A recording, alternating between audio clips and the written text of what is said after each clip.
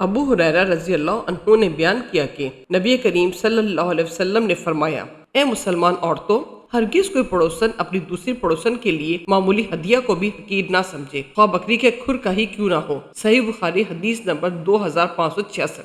ابن ابی حازم نے بیان کیا، ان سے ان کے والد نے یزید بن رومان سے، انہوں نے عروہ سے اور ان سے حضرت عائشہ رضی اللہ عنہا نے بیان کیا کہ آپ نے عروہ سے کہا، میرے بھانجے، حضرت صلی اللہ علیہ وسلم کے عہد مبارک میں یہ حال تھا کہ ہم ایک چاند دیکھتے، پھر دوسرا دیکھتے، پھر تیسرا دیکھتے، اسی طرح 2 مہینے گزر جاتے اور رسول کریم صلی اللہ علیہ وسلم کے گھروں میں کھانا پکانے کے لیے آگ نہ جلتی تھی۔ میں نے پوچھا، خالہ اماں، پھر آپ لوگ زندہ کس طرح رہتی تھیں؟ آپ نے فرمایا، صرف 2 کالی چیزوں، کھجور اور پانی پر۔ البتہ رسول اللہ صلی اللہ علیہ وسلم کے چند انصاری پڑوسی تھے جن کے پاس دودھ دینے والی بکریاں تھیں، اور وہ رسول کریم صلی اللہ علیہ وسلم کے یہاں بھی ان کا دودھ تحفے کے طور پر پہنچا جایا کرتا تھے۔ آپ صلی اللہ علیہ وسلم اس سے ہمیں بھی پلا دیا کرتے تھے۔ صحیح بخاری حدیث نمبر 2567۔ شعبہ نے بیان کیا، ان سے حشام بن زید بن انس بن مالک نے، ان سے انس رضی اللہ عنہ نے بیان کیا کہ مرز زہران نامی جگہ میں ہم نے ایک خرگوش کا پیچھا کیا،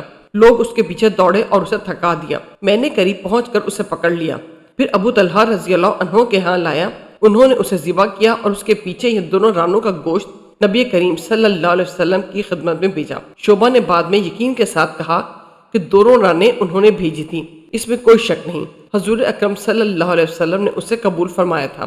میں نے پوچھا، اور اس میں سے آپ نے کچھ تناول بھی فرمایا؟ انہوں نے بیان کیا کہ ہاں، کچھ تناول بھی فرمایا تھا۔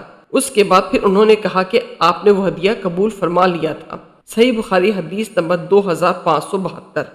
حضرت ابو ہریرہ رضی اللہ عنہ سے روایت ہے کہ رسول کریم صلی اللہ علیہ وسلم کی خدمت میں جب کوئی کھانے کی چیز لائی جاتی تھی تو آپ صلی اللہ علیہ وسلم دریافت فرماتے، یہ تحفہ ہے یا صدقہ؟ اگر کہا جاتا کہ صدقہ ہے تو آپ صلی اللہ علیہ وسلم اپنے اصحاب سے فرماتے کہ کھاؤ، آپ خود نہ کھاتے، اور اگر کہا جاتا کہ تحفہ ہے تو آپ صلی اللہ علیہ وسلم خود بھی ہاتھ بڑھاتے اور صحابہ کے ساتھ اسے کھاتے۔ صحیح بخاری حدیث نمبر 2576۔ انس رضی اللہ عنہ نے بیان کیا کہ رسول کریم صلی اللہ علیہ وسلم کی خدمت میں ایک مرتبہ گوشت پیش کیا گیا اور یہ بتایا گیا کہ یہ بریرہ رضی اللہ عنہا کو کسی نے بطور صدقہ کے دیا ہے۔ حضرت صلی اللہ علیہ وسلم نے فرمایا کہ ان کے لیے یہ صدقہ ہے اور ہمارے لیے جب ان کے پاس یہاں سے پہنچا تو ہدیہ ہے۔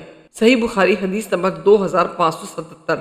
عروہ نے ذکر کیا کہ مسعود بن مخرمہ رضی اللہ عنہ اور مروان بن حکم نے انہیں خبر دی کہ جب قبیلہ حوازن کا وفد نبی کریم صلی اللہ علیہ وسلم کی خدمت میں حاضر ہوا تو آپ صلی اللہ علیہ وسلم نے لوگوں کو خطاب فرمایا اور اللہ کی شان کے مطابق ثنا کے بعد آپ نے فرمایا، اما بعد، یہ تمہارے بھائی توبہ کر کے ہمارے پاس آئے ہیں اور میں یہی بہتر سمجھتا ہوں کہ ان کے قیدی انہیں واپس کر دیے جائیں۔ اب جو شخص اپنی خوشی سے قیدیوں کو واپس کرنا چاہے وہ واپس کر دے، اور جو یہ چاہے کہ ان کو ان کا حصہ ملے تو وہ بھی واپس کر دے، اور ہمیں اللہ تعالیٰ اس کے بعد سب سے پہلی جو غنیمت دے گا اس میں سے ہم اسے معاوضہ دے دیں گے۔ لوگوں نے کہا کہ ہم اپنی خوشی سے ان کے قیدی واپس کر کے آپ کا ارشاد تسلیم کرتے ہیں۔ صحیح بخاری حدیث نمبر 2584۔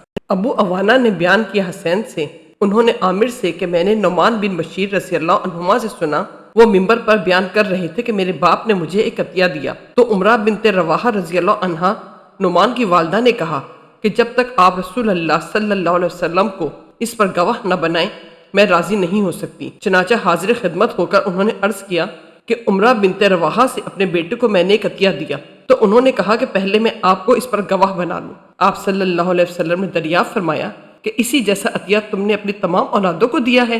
انہوں نے جواب دیا کہ نہیں۔ اس پر آپ صلی اللہ علیہ وسلم نے فرمایا کہ اللہ سے ڈرو اور اپنی اولاد کے درمیان انصاف کو قائم رکھو۔ چنانچہ وہ واپس ہوئے اور ہدیہ واپس لے لیا۔ صحیح بخاری حدیث نمبر 2587۔